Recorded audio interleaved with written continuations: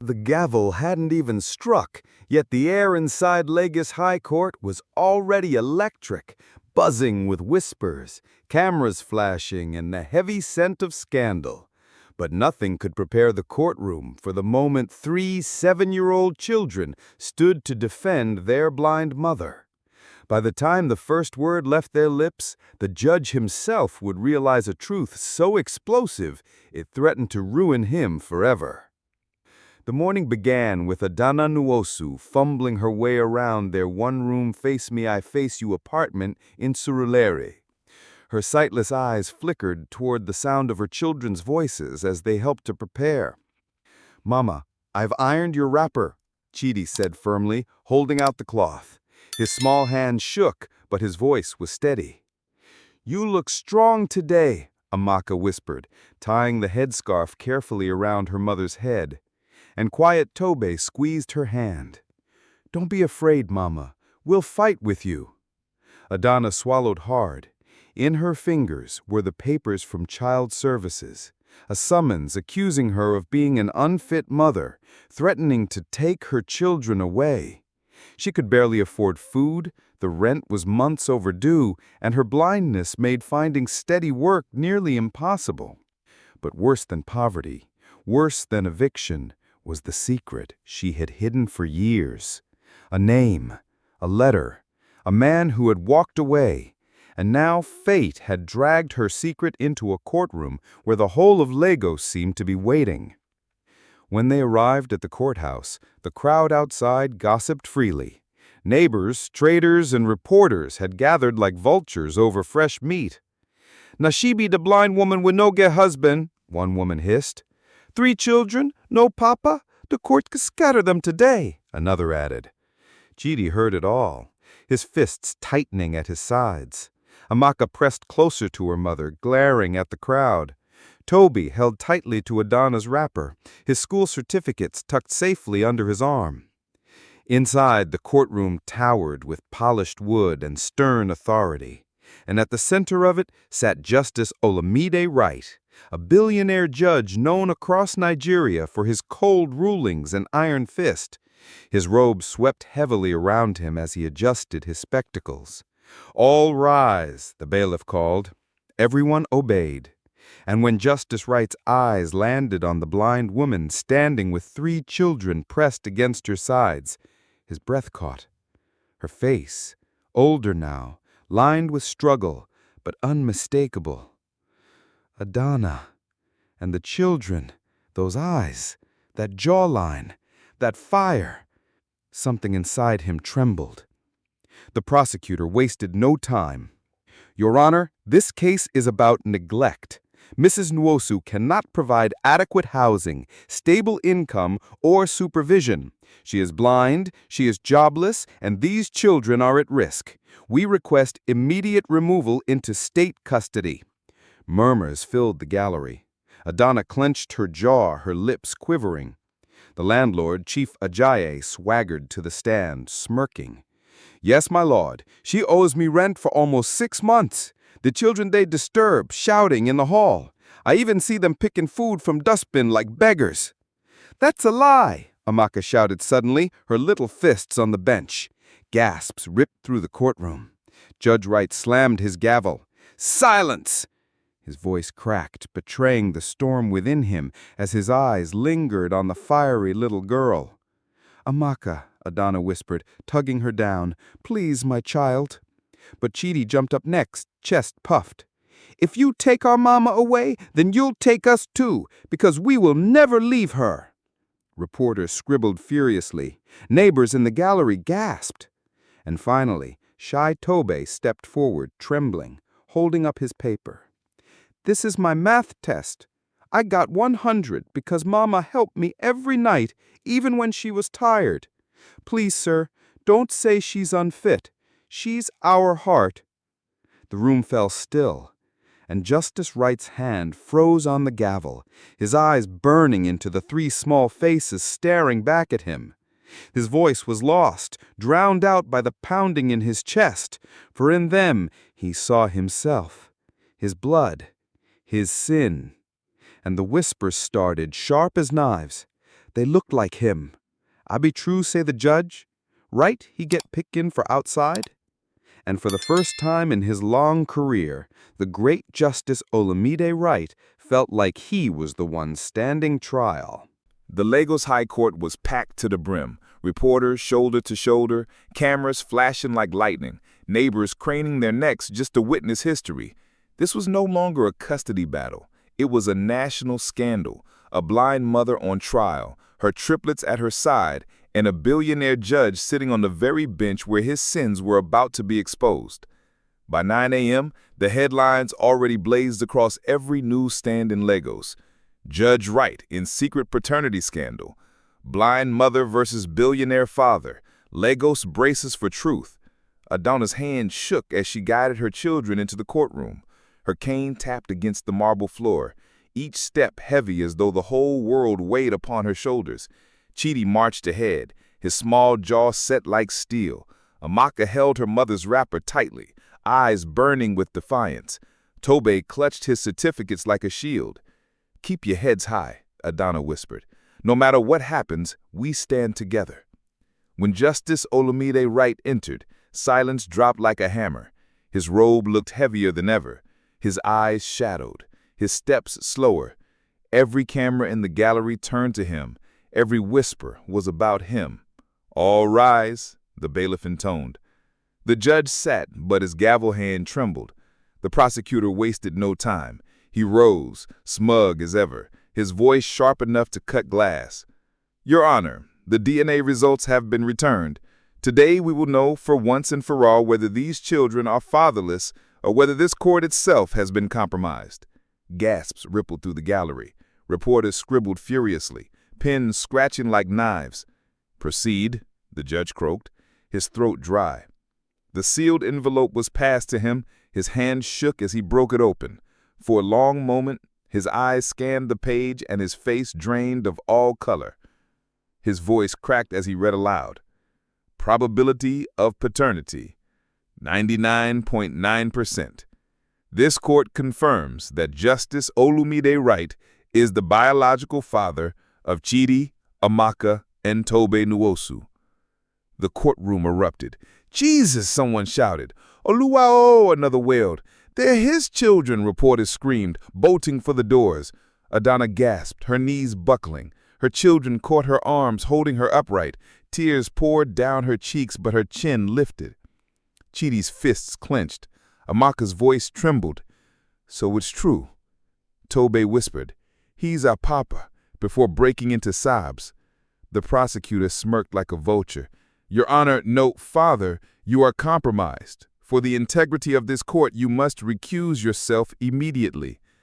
The judge's gavel fell weakly, his voice hoarse. "Order, this court will—" But he was cut short. Chidi stepped forward, his small voice slicing through the uproar. "You think we care about your blood?" he shouted straight at the man on the bench. "You weren't there when Mama cried herself to sleep. You weren't there when she skipped meals so we could eat. You weren't there when neighbors mocked us for not having a father." Gasps filled the room. Amaka rose too, fire in her eyes. "You don't get to call yourself our papa now.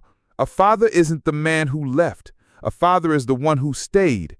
Mama stayed. You didn't." Reporters scribbled wildly. Cameras flashed. Then quiet little Tobe stepped forward, holding his certificates with shaking hands. His voice was soft, but every ear strained to hear him. "See these awards? Mama made me who I am. She told me I could be anything, not you. You don't know me. You're just a man in a robe." The gallery exploded in tears and applause. Even lawyers wiped their eyes. Judge Wright's face crumpled. For the first time in decades, the man feared across Nigeria looked broken. He sank into his chair, tears streaming down his cheeks. "Tasha, Adana, children, I'm sorry. God, forgive me. I was a coward." But Chidi's glare cut him down. "Sorry doesn't fix 7 years. Sorry doesn't feed us. Sorry doesn't make you a father." The words hit harder than any gavel. Adana rose, her cane trembling as she steadied herself. Her blind eyes glistened with tears, but her voice rang out like a bell. "You see," she cried, turning to the gallery, to the court, to the cameras. "You made children fight battles they should never have fought. You dragged them into courtrooms. You forced them to beg for the love they already had. And for what? For papers? For shame? They are mine. They have always been mine. And no robe, no gavel, no DNA test can change that." The room fell silent. Even the prosecutor faltered, his smug mask slipping. Judge Wright's gavel slipped from his hand, clattering against the bench. His voice cracked, raw, and desperate. "Tasha, Adana, children, I don't deserve you, but I am your father." Chidi's eyes blazed. "No, you're just a man in a robe." The courtroom roared with whispers, shouts, flashes of cameras. But through it all, the triplets stood taller than their billionaire father, their small hands gripping their mother's cane, their voices louder than his gavel. And in that moment, it was clear. The verdict had already been given. Not by the judge, not by the court, but by 3 children who knew the truth. The echoes of children's voices still clung to the walls of the courtroom long after the gavel fell. Reporters had already turned the whispers into headlines. "Triplets defy prosecutor. Blind mother fights for custody." But behind the stern walls of Lagos High Court, another scandal was brewing. A scandal with Justice Olumide Wright at the center, the very man sworn to uphold the law. The court recessed for lunch, but the hallways buzzed like Balagun Market. Neighbors craned their necks for a glimpse of Adana and her children, while reporters jostled, microphones thrust forward. "Madam, how does it feel to face losing your children?" one shouted. "Is it true the judge keeps staring at the triplets because they look like him?" another pressed. Chidi shoved the mic away, his voice sharp. "Leave my mama alone!" The crowd gasped at his boldness, but Adana tugged her children close, her cane tapping against the tiled floor as she guided them out. Meanwhile, in the judges' chambers, Justice Wright paced like a lion in a cage. His clerk, Kehinde, hovered nervously with the case file. "Sir, the papers!" "Get out," Wright snapped. His voice cracked, then softened. "Please, Kehinde, just leave me." Alone, he gripped the edge of his desk, breathing heavily. The children's voices still echoed in his ears. "Mama sings us to sleep. She makes us laugh. She is our heart." And then their faces, his jawline, his eyes. God, he could no longer deny it. He pulled open a drawer, retrieving an old photograph he had hidden for years. A young Adana, smiling at him, before life had stolen her light. "Olumide," he whispered to the empty room, "what have you done?" Not far away, Adana sat in a quiet corner of the courthouse with her children pressed against her sides. Her hands trembled as she tried to hold their little shoulders still. "You mustn't interrupt again," she whispered. "They will twist your words. They will use it against me." "But Mama," Chidi whispered fiercely, "if we don't talk, no one will hear the truth." Adana's blind eyes welled with tears. "Let me fight for you." But Amaka shook her head, stubborn as ever. "We'll fight with you, always." Later that evening, back in Surorere, another storm awaited them. Chief Ajayi stood at her door, flanked by 2 men with thick arms and cruel smiles. 10 days, he sneered. "If court doesn't take them children, eviction go finish the job. Pay or pack out." Amaka stepped forward, chin high. "You can't bully us." Ajayi bent low, his breath hot with palm wine. "Small girl, respect your elders before I call child services myself." Chidi darted in front of his mother, fists clenched. "Mama works harder than you ever will. You're just wicked." The landlord's face flushed with rage. "Unruly brats! Court will see the truth." He spat on the ground before storming off, his men trailing behind. Adana's knees weakened. She leaned against the doorframe, her cane shaking, but her children's arms wrapped around her waist like armor. "Mama," Tobe whispered, "don't cry. We'll protect you." That same night in Ikohi, a very different kind of gathering was happening. Inside a lavish mansion, the Wright family sat in uproar. "You must end this nonsense immediately," boomed Chief Adewale Wright, the judge's father, a political powerhouse with deep Yoruba roots. "If the public believes those children are yours, our family name will be dragged into the mud." Olumide sat stiff, glass of whiskey untouched before him. His sister Funke hissed, "Do you know how this looks? Lagos newspapers are calling them your mirror image. You'll be ruined, Olumide. Resign before they tear you apart." His mother dabbed her eyes with lace handkerchief. "Those bastards will destroy you. That blind girl trapped you once, she will not trap you again." "Enough," Olumide thundered, slamming the table. But his voice cracked. "They are innocent children, and Adana." Her throat closed. "I wronged her." His father's eyes narrowed like a blade. "If you admit this in court, you will lose everything, your position, your fortune, your name. Choose carefully, Olumide, family or scandal." Back in Surulere, Adana sat on her bed, head bowed, her hands trembling as she traced her children's faces with her fingers. "I don't know if we can win," she whispered. "You said truth is stronger than lies," Tobe whispered, clutching his schoolwork. Amaka's voice was fierce. "Mama, we don't need him. We don't need any judge. We have you." But Chidi's eyes narrowed. He remembered the way Judge Wright had stared at them, his hand trembling on the gavel. "Mama," he said quietly, "what if the judge is our papa?" The room froze. Adana's breath hitched, her lips trembled, but no words came. Instead, she whispered, almost to herself, "Some truths are more dangerous than lies." The next morning, the courthouse overflowed with reporters. Headlines screamed, "Triplets look exactly like the judge. Lagos in shock. Blind mother faces losing her children, but is judge secretly their father?" Inside, whispers filled the gallery as the prosecutor smirked. "Your Honor, for clarity and integrity of this court, I hereby motion for a paternity test." Gasps erupted. All eyes turned to the bench. Judge Wright's hand trembled on the gavel.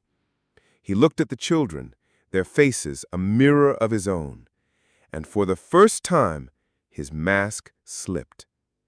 The great judge, billionaire and untouchable, whispered hoarsely, "This court will take it under advisement." And in that single crack of his voice, the truth began to bleed into the open.